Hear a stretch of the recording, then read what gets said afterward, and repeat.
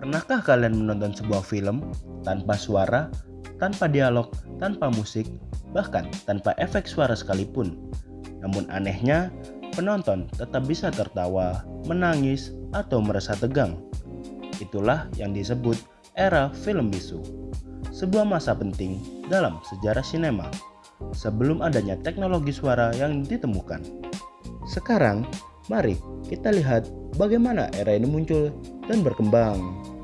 Sebelum adanya film bisu, ada tokoh-tokoh visioner dengan eksperimen uniknya, seperti Edward Muybridge yang merekam gerakan kuda berlari hingga tercipta rangkaian foto mirip animasi bergerak.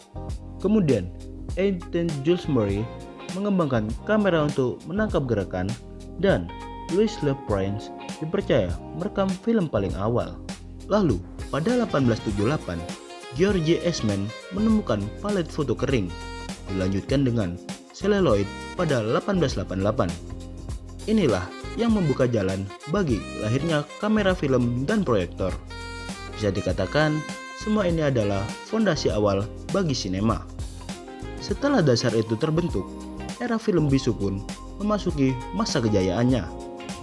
Era film bisu berjaya dari 1894 hingga 1929.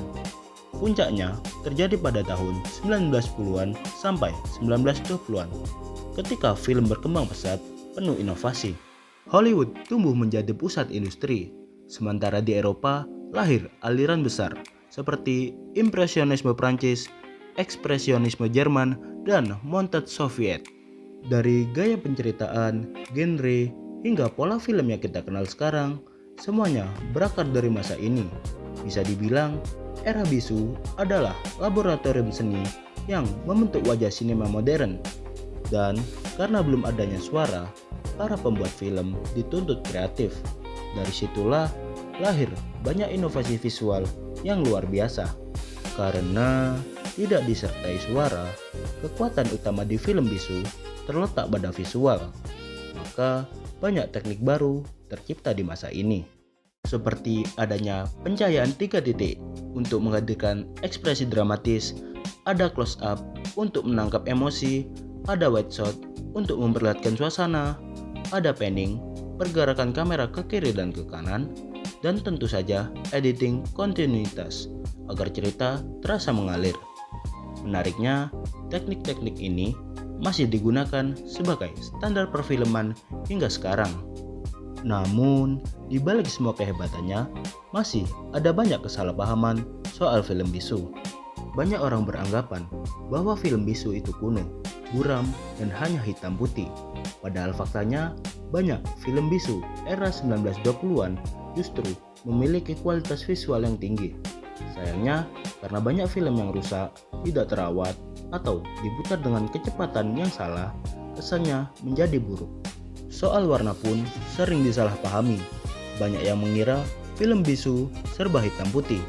Padahal sekitar 80% film di awal 1920-an sudah menggunakan warna, baik melalui pewarnaan tangan, tinting, tuning, maupun teknologi dua warna seperti Kinemacolor dan Technicolor awal. Jadi sebenarnya, film bisu justru lebih berwarna dibanding film bersuara pada dekade pertamanya. Namun, seiring munculnya teknologi baru, era ini perlahan harus berakhir. Kenapa era ini bisa berakhir? Jawabannya adalah talkies atau film bersuara yang muncul di akhir 1920-an. Pada awalnya, teknologi ini membuat kagum, namun juga membawa tantangan. Banyak sutradara, aktor, dan kru harus beradaptasi. Bahkan kualitas film sempat menurun pada awal 1930-an. Tapi pada akhirnya, suara menjadi masa depan dan film bisu pun perlahan ditinggalkan. Meskipun begitu, warisan era ini tetap berasa sampai sekarang. Jadi, meskipun sudah berlalu, era film bisu adalah tonggak penting dalam sejarah sinema. Dari teknik kamera, pencahayaan, hingga cara bercerita, semuanya lahir pada masa ini. Film bisu membuktikan satu hal, gambar adalah bahasa universal. Tanpa suara sekalipun, film bisa membuat kita tertawa, terharu, bahkan menangis. Dan mungkin kalau bukan karena era ini, film yang kita tonton hari ini tidak akan sekeren sekarang. Terima kasih sudah menyimak. Sampai jumpa di video berikutnya. Bye bye.